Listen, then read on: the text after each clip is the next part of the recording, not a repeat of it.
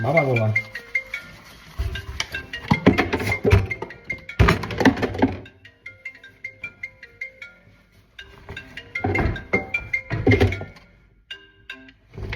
Dobrý deň, teta.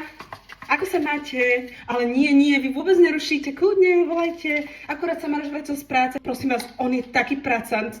To je neuveriteľné, ako ten váš syn je. To je normálne, že pracant. A deti v pohode. Spinkajú.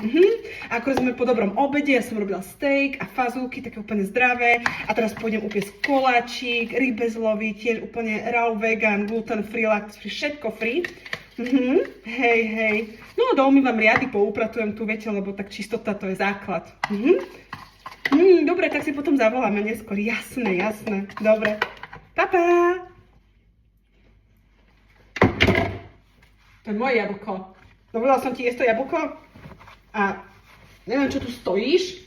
Choď radšej vyniesť smeti.